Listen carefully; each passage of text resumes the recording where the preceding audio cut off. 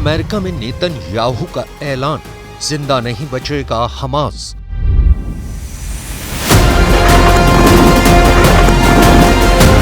सात अक्टूबर 2023 को हमास ने हमला किया। उसके बाद से इजराइल ने इतने भीषण हमले गाजा पट्टी में किए हैं कि अब तक 15,000 से ज्यादा हमास लड़ाके मारने का दावा किया गया है, जबकि पश्चिमी मीडिया की कुछ रिपोर्ट्स में दावा किया गया है कि गाजा पट्टी 90% से ज्यादा तबाह और बर्बाद हो चुकी है। फिलिस्तीनियों की 80% आबादी तंबुओं में रहने को मजबूर हो गई। 10 में से 2 फिलिस्तीनी भूखमरी का शिकार हो रहे हैं। लगभग 40,000 के करीब फिलिस्तीनी इजरायली हमले में मारे जा चुके हैं, लेकिन उसके बावजूद इजराइल के प्रधानमंत्री बेंयामिन नेतन्याहू ने अमेरिका में कुछ ऐसा कहा जिसे सुनकर दुनिया के होश उड़ गए हैं। हम आपको पूरी खबर दिखाएंगे, लेकिन उससे पहले ये जान लीजिए कि जिस वक्त नेतन्याहू अमेरिका के वॉशिंगटन में कैपिटल बिल्डिंग में अमेरिकी संसद के जॉइंट सेशन को संबोधित कर रहे थे, उस वक्त गाजा पट्टी में इजरायली सेना क्या कर रही थी, जरा देखिए। दक्षिणी गाजा के खान यूनुस में फिलिस्तीनियों को कैसे डबल मौत मिल रही है।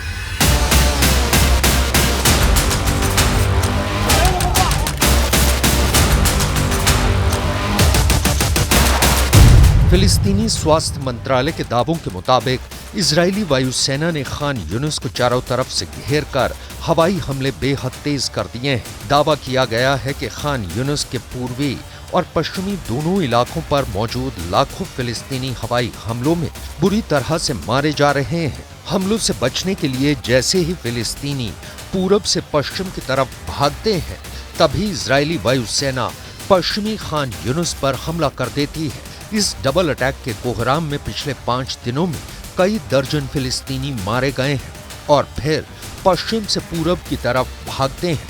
खान यूनुस में मौजूद फिलिस्तीनियों के बचने के लगभग सभी रास्ते बंद हो चुके हैं। सेफ जोन डेथ जोन में बदल गया है। It has launched thousands of missiles and drones against us. 80,000 of our citizens in northern Israel evacuated their homes, becoming effectively refugees in their own land. We are committed to returning them home. We prefer to achieve this diplomatically. But let me be clear. Israel will do whatever it must do to restore security to our northern border and return our people safely to their homes.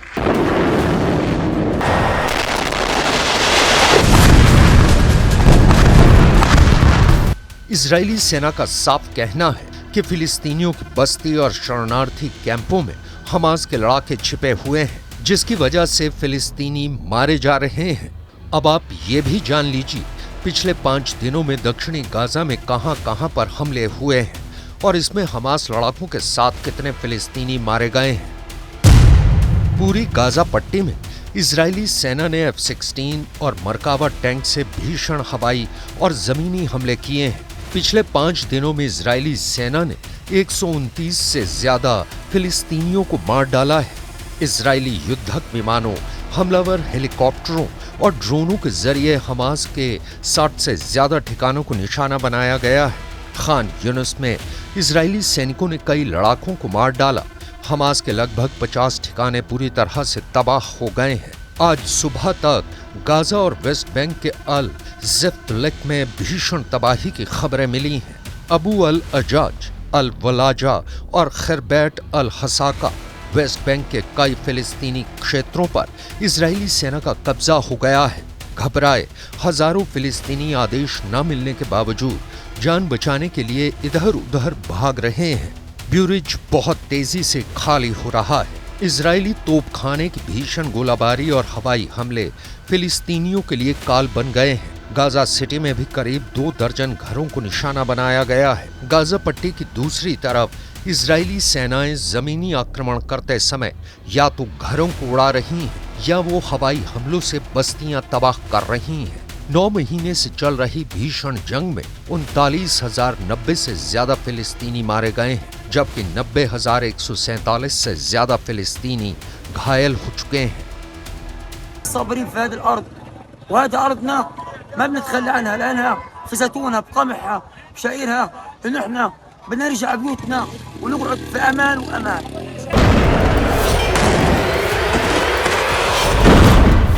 Tank, तोप और fighter jet से Israeli सेना ने Hamas को बुरी तरह से रौंद डाला है। यही वजह है अमेरिका के साथ साथ पूरी दुनिया में इजरायली सरकार के खूनी हमलों का बुरी तरह से विरोध हो रहा है। मिडल ईस्ट में जहां पीएम नेतन्याहू के खिलाफ जोरदार प्रदर्शन हो रहे हैं, तो वहीं अमेरिका की कैपिटल बिल्डिंग में जब नेतन्याहू अमेरिकी संसद के जॉइंट सेशन को संबोधित कर रहे थे, उस वक्त कैपिटल बिल्डिंग के बाहर सैकड़ों अमेरिकी और अमेरिकी सांसद नेतन्याहू के खिलाफ जोरदार प्रदर्शन कर रहे थे। नेतन्याहू के पुतले जलाए जा रहे थे। हम आपको बताते हैं कि नेतन्याहू के खिलाफ अमेरिका में भाषण के दौरान किस तरह से विरोध हो रहा था। अमेरिकी कांग्रेस के संयुक्त अधिवेशन में पीएम नेतन्याहू ने गाजा युद्ध पर इजराइल का जमकर बचाव किया। नेतन्याहू ने अमेरिकी सांसदों से कहा, हमारे दुश्मन आपके दुश्मन हैं, हमारी जंग आपकी जंग है, हमारी जीत आपकी जीत है। नेतन्याहू का ज्यादातर रिपब्लिकन नेताओं ने तालियां बजाकर जोरदार स्वागत किया, लेकिन कांग्रेस के दर्जनों डेमोक्रेट नेताओं ने नेतन्याहू के संबोधन का विरोध किया। सदन और सेनेट के लगभग 70 सांसदों ने नेतन्याहू के भाषण का विरोध किया।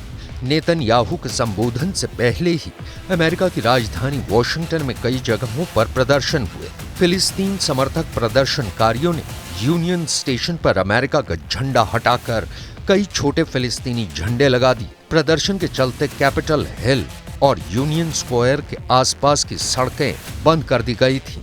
प्रदर्शनकारियों ने अमेरिका का झंडा और नेतन्याहू का पुतला जलाया।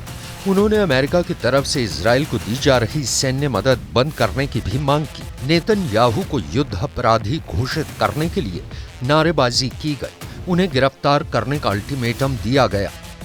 We are very disappointed from Netanyahu's speech now because we hope that he will say that he is going for the deal and we see he's just stalling time, telling how good he is, but he's not telling the words that need to be said.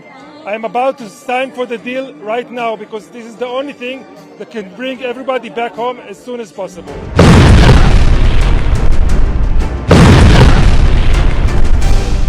इधर विरोध प्रदर्शन हो रहा था तो उधर फिलिस्तीनी जान बचाने के लिए पूरे गाजा में इधर उधर भाग रहे हैं। जरा ये वीडियो देखिए। रात अंधेरे में इजरायली सेना मिसाइल, बम और फाइटर जेट से दक्षिणी गाजा में जबरदस्त बमबारी कर रही है। गाजा शहर को रात भर टारगेट किया गया है। पिछले 120 घंटे से लगातार इजरायली सेना हमले कर रही है, जिसका नतीजा है गाजा शहर से भागते हजारों फिलिस्तीनी। जरा देखिए, कब्रिस्तान बन चुका गाजा शहर के लोग कैसे जान बचाकर भाग रहे हैं। बम, धूल के गुबार और उनके बीच से भागते हजारों फिलिस्तीनी अब उन इलाकों की तरफ भागने को मजबूर हैं जहां इजरायली सेना इन्हें भेजना चाहती है। हजारों फिलिस्तीनी हमास और इजरायली सेना के बीच फंस गए। हमास ने फिलिस्तीनियों की बस्ती के बीच अपने अड्डे बना लिए हैं, जहां से वो इजरायली सेना पर हमला कर रहे हैं, जिसकी वजह से इजरायल के पलटवार के दौरान निर्दोष फिलिस्तीनी भी मारे जा रहे हैं। इजरायली सेना ने फिलिस्तीनियों को तुरंत गाजा शहर खाली करने का आदेश दिया है, जिसकी वजह से भगदड़ मची हुई है।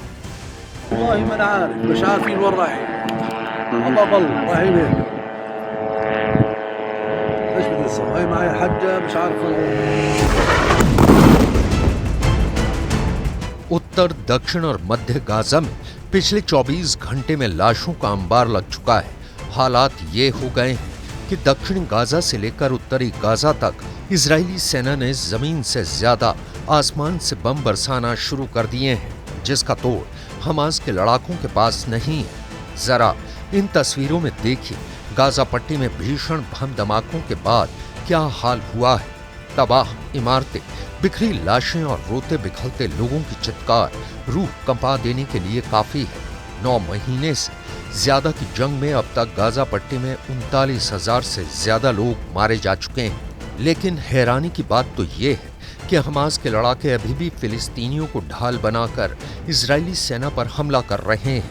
यही वजह है कि इजरायल के जबरदस्त हवाई हमले में इतने ज्यादा फिलिस्तीनी मारे जा रहे हैं। इस एनिमेशन से इजराइल के इस हवाई हमले को समझिए। And a young man was walking. The car was targeted, blood was splashing, and shrapnel hit our tents, and martyrs were left on the street. We screamed, "We need an ambulance." We put them on carts and rickshaws, and the ambulance came after a while. Israeli सेना जमीन और आसमान से भयंकर हमले Hamas पर क्यों कर रही है? इसका जवाब है हमास के लड़ाके 9 महीने बाद भी इजरायली सेना पर भीषण हमले कर रहे हैं। इस वीडियो में साफ देखा जा सकता है कि हमास के लड़ाके इजरायली टैंक और बुलडोजर और बख्तरबंद वाहनों पर बेहद पास से घातक हमले कर रहे हैं। हमास के दावों के मुताबिक उसकी अल कसम ब्रिगेड के लड़ाकों ने पूर्वी रफ़ा शहर में इजरायली सेना पर हमले किए हैं।